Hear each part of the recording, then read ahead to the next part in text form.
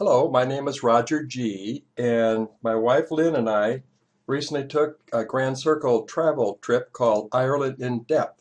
I chose to call this the Two Irelands because we started in Belfast and saw Northern Ireland on a pre-trip extension, and then we met the main group in Galway and went around the Republic of Ireland. Our first discovery experience was a city tour of Belfast, and we started at the Queen's University. And you can see that I am dressed for drizzle right here. We were invited into the graduate school, which looked more like a church. And here are my travel companions, my wife Lynn, and Laqueta, and Janice, and Bonnie. We learned about the 3 decades of violence, which they referred to as the Troubles. There were the Unionists, who were primarily Protestants, and then the Nationalists, who were primarily Catholics. And I picked this picture because President Clinton helped broker the agreement that ended the Troubles on Good Friday in 1998. After the city tour was over, some of us decided to go to the Titanic experience, and that we learned everything about how the Titanic was built and a lot about the times. The next day we started out for the Giant's Causeway, but we first stopped at this castle called Carrickfergus Castle, and it was built during the 12th century by some Normans. I got a kick out of this small statue here. He was King William III. The locals called him King Billy. We were amazed when we saw this Giant's Causeway. There's about 40,000 interlocking columns here, resulting from volcanic eruption. Now, the legend is that Finn McCool built this causeway. We actually took 2 tours of Derry. The first one was with Rory, our program manager, and he focused on the murals around Derry. And most of them concerned the Troubles. But I picked this mural as the one that stuck out for me because it has Martin Luther King, Nelson Mandela, our new saint, Teresa, and then John Hume, a local person who all earned the Nobel Peace Prize at different times. We then took a tour with Ron, who was a local guide, and he identified himself as the only Irish Chinese Buddhist person in Northern Ireland. Our tour of Derry ended up at this building that looked like a church, but it actually was a guild hall. Inside that hall was this fabulous organ, and of course that was used for concerts and dances, and the hall was also used for city council meetings. I took this picture of Derry outside the wall. They used every available piece of real estate when they crammed all those buildings in together. I was really surprised about that. I also took a picture of this monument, and it's called Hands Across the Divide. And I think that was one of the best that we had seen so far on the tour. We decided to take the optional tour of Ulster American Folk Park. And the 2 things that stuck out here first was there are 11 American presidents with ancestral roots in Ulster. And that was a surprise to me. This is my wife Lynn. Her maiden name was Campbell, and here she is standing in front of the Campbell House. She used to think she had Scottish roots, but she might have had Irish roots as well. The next day we started our tour with a visit to Ballique Pottery. The most interesting thing here is how this lady made this basket and then how much this basket cost when it was completely done. 80 pounds. We stopped by Cravykeel, which was an ancient court tomb. It was built so that the sun during the winter solstice on December 21st would go right through here and right into the center. We also stopped by this basilica in Knock. This is where in 1879 the Virgin Mary and St. Joseph and St. John appeared there. The next morning we took a walking tour of Galway, and I was surprised at the number of street musicians. I got a kick out of this particular sign. All children left unattended will be given an espresso and a free kitten. I just love that. And when we stopped by for lunch, I was shocked at how small the Coke containers were. The next morning, we started our tour out with a walk along the Salt Hill Promenade. And at the end, there was this swimming structure. And I just couldn't believe these people were swimming in this freezing water. We went on to Connemara Marble, and this gentleman here showed us marble that went back up to 500 million years ago.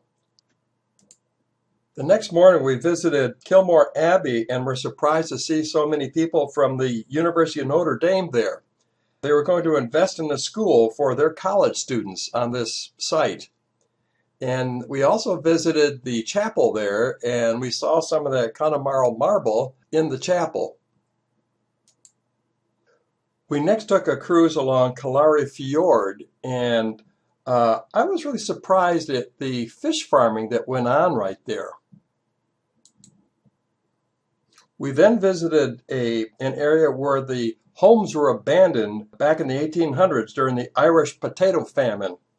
Now, they called it the Great Hunger because there was a lot of Irish food that was being exported during the famine.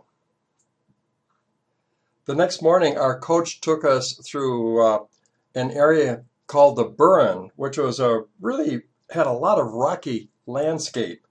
And I included this picture because it was the most unusual. We stopped at the Cliffs of Moher, and you can see by the way we're dressed that it was pretty cold and windy up there. We also stopped at the Dungaree Castle, and this was built in the 16th century by Rory's namesake.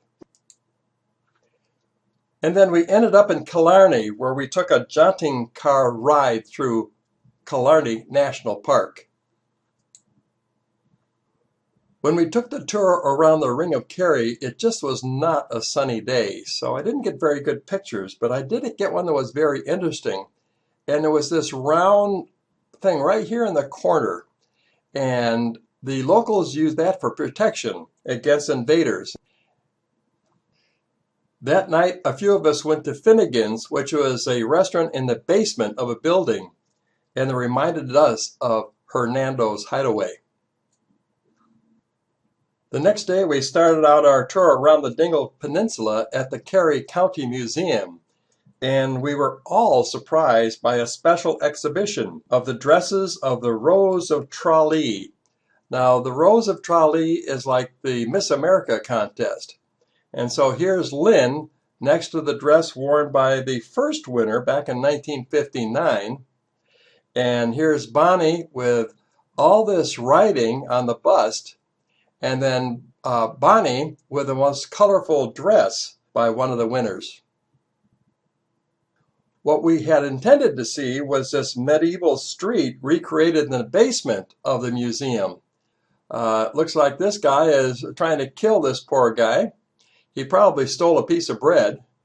And then here is the local butcher on the street.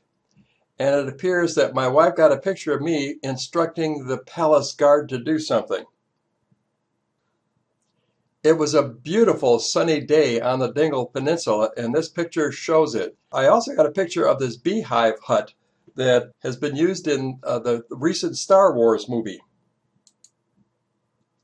The next morning, we start our tour out at a sheep farm and saw this border collie exhibiting so much energy while rounding up these sheep. The collie clearly enjoyed what she was doing. The sheep farmer, on the other hand, discussed the economics of sheep farming, and there was a guarantee that I would never go into that business. Lynn got a picture of me pointing out the Blarney Castle, and we walked up all 129 steps so that I could get a picture of Lynn kissing the Blarney Stone. The next day we took a tour of Cove. Now this town was called Queenstown, when the Titanic visited as the last port of call before going across the Atlantic Ocean. And this fella here was Michael Martin, and boy did he know a lot about the Titanic. He managed to explode a lot of myths about what happened when the Titanic hit the icebergs. And we had a home-hosted lunch, and to our surprise, our host was Michael Martin's wife. She gave us a really excellent explanation of the sport called hurling. The next morning we started our tour at Cahir Castle. I get a kick out of this where it says mind your head, because boy, the people were sure shorter back then.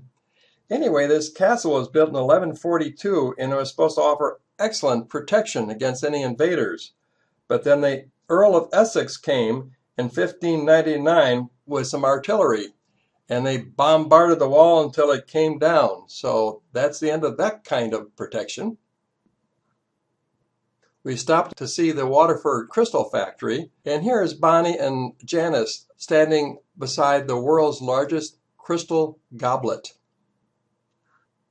On the left, here I am standing in front of the wall built by the Vikings in 1914.